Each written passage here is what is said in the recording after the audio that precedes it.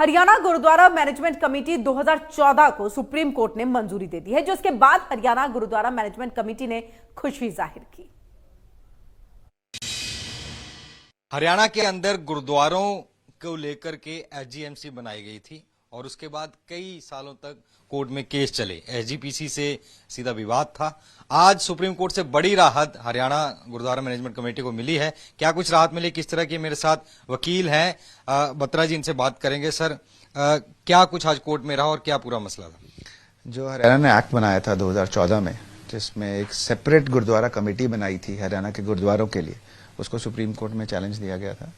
श्री हरभजन सिंह, जो कि एसजीपीसी के मेंबर थे उस समय में, उन्होंने यहाँ पे पिटीशन डाली और उसको एक्ट को चैलेंज किया। बाद में एसजीपीसी ने भी उस एक्ट को चैलेंज कर दिया।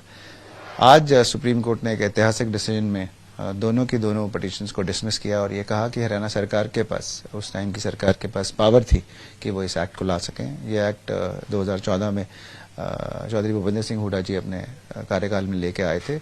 हरियाणा सिखों की बहुत सालों से डिमांड थी कि हरियाणा के सिख गुरुद्वारा कमेटी अलग बननी चाहिए। आज फाइनली सुप्रीम कोर्ट की उस पर मोहर लगी और ये हरियाणा के सिखों के लिए मुझे लगता है कि बहुत खुशी का दिन है।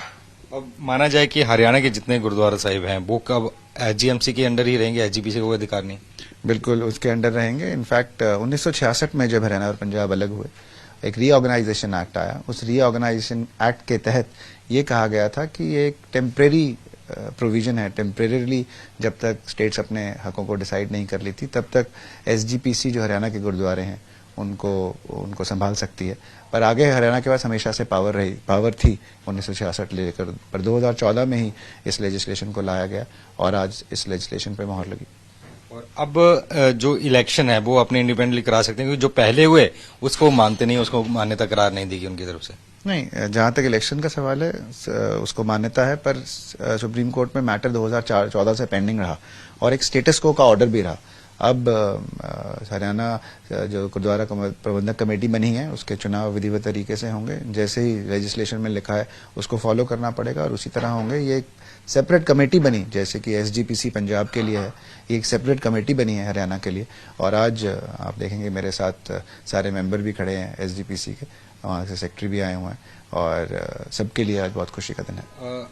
क्या ग्राउंड उनकी तरफ से रखे जा रहे थे, आपने क्या ग्राउंड रखे? उन्होंने ये बेसिकली कहा था कि जो सिख गुरुद्वारा एक्ट 1925 में आया था, जब तक हिंदुस्तान अभी आज़ाद नहीं हुआ था, ब्रिटिश एरा में 1925 में एक्ट आया था, तो वो एक्ट इंडिपेंडेंस के बाद एक इंटरस्टेट कॉर्पोरेशन एक्ट बन गया।